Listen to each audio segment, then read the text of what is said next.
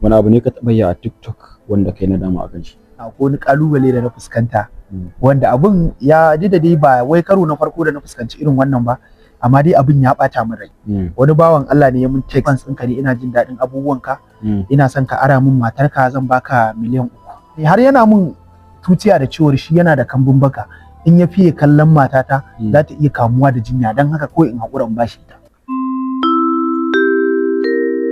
Masu kallo kamar yadda kuke gani a yau muna tare da wani daga cikin shahararrun 'yan TikTok wanda aka fi sani da Murtala ko kuma ce Malam Onshas. A'a, yaya Murtala, ai sai ka haɗa da yaya. To, masu kallo a daidai wannan lokaci dai za mu ji kaɗan daga cikin rayuwar shi yaya Murtala wato Malam Onshas kenan. To da farko dai sunana da mutane suka fi sani na da shi yaya Murtala, amma abokanai na suna kira na da Malam Onshas. To Malam Onshas, yaushe ka fara TikTok kuma me yasa ka fara? Gaskiya na fara TikTok a tsawon shekara ko in ce 3 ko 4 ma da ta wuce. Kuma dalilin da yasa na fara TikTok, gaskiya ni asali na zo Kano ne yin fim da waƙa. To ina yin fim da waƙa kuma akwai wani abokina mawaƙi da muke zaune da shi, to sai na ga yana yin TikTok, sai yake bani shawarar cewar gaskiya ya kamata a ce na fara yin videos ina ɗorawa akan TikTok, kuma ba zan iya yi ban dinka yankan fim ɗin da na yi na fito a ciki in dinka ɗorawa akai. To shine da gaskiya dalilin fara TikTok ɗina. To shikenan, a cikin bidiyon da kake wallafawa a TikTok za a iya cewa akwai bidiyon da ya tafi viral wanda shi ya ƙara sawa mutane suka santa, shin wani bidiyo ne wannan? Bidiyon da ya tafi viral wanda ya sa mutane suka sanni, wanda ni dai a raina ban san wanne ne ba, amma ni dai a raina wanda na ji wannan bidiyon shine ya kai ni viral ɗin da mutane suka sanni. Akwai wani bidiyo da muka yi wanda take cewa in siyo mata biredi, da take cewa in siyo mata biredi, sai na je na siyo mata biredi mai suna Al-Ihsan, sai ta ce ya za a yi na siyo mata biredi mai sunan mace, me yasa ba zan je in siyo mata biredi mai sunan namiji ba, na siyo biredi mai sunan mace. Ƙarya nake, budurwata na buɗe wa gidan biredi. To shikenan, a lokacin da kake aina wani ne kake samun tunanin da kake yin bidiyo, ko kana rubutawa ne kafin kai, kuma kawai kana zaune ne kawai tunanin yake zuwa maka sai ka je ka ɗauka? To gaskiya yanayin yadda bidiyon mu yake zuwa, kaso 80 ciki Labiba ce take kawowa, ni bai wuce kaso 20 nake kawowa ba, saboda already ta fi ni idea akan comedy, ni dama na fi iya abubuwan soyayya, ita kuma ta fi ni irin idea akan abun comedy da abun barkwanci. To za ta irin ina wajen aiki ma ta kira ni, na samu wata idea, sai in ce ba sai kin faɗa mun ba, rubuta ko ki voice ki aje, ai ba za mu ɗauka ba. To a haka dai gaskiya muke samu. To a ganin ka me yasa mutane suke son ka?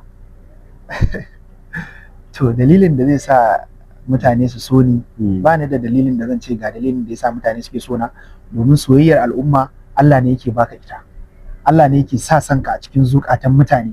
Amma kuma ni abin da nake gani kamar da ya zamanto ina yin bidiyoyi, dole irin bidiyoyin da nake bana zagin mutane, bana batsa, bana fitowa a media na kafe wannan na zaga, kawai dai ina yin content ne na ma'aurata wanda irin dai ina dan wayarwa mutane yanda kada dan matarka tana da ciki ta ma wani abu ka zafafa.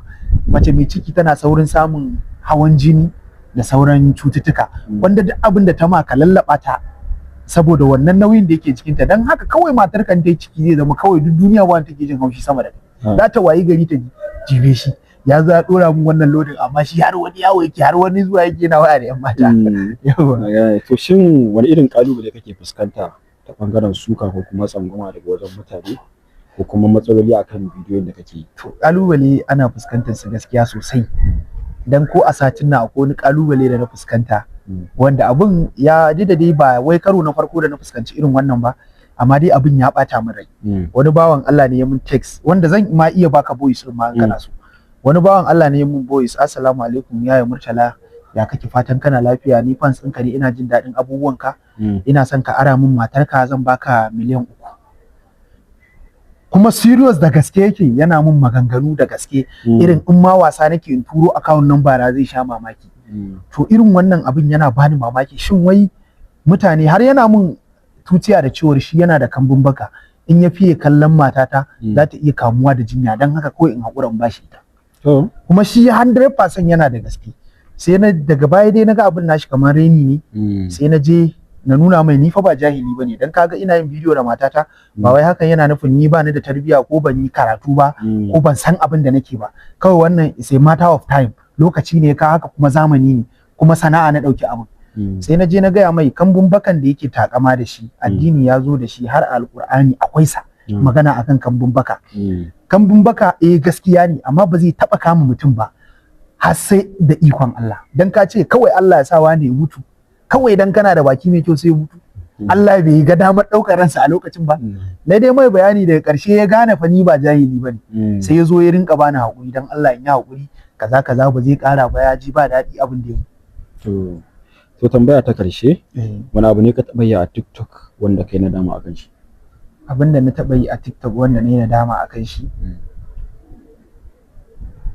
Ko babu? Gaskiya ba na jin akwai abin da ne a TikTok ne nadama akan shi. Ba na jin. To shikenan masu kallo kamar yadda kuke gani kashin tattauna mu kenan da Yaya Murtala ko kuma ce Malam Onshas, a ci gaba da kallo lafiya. To muna godiya.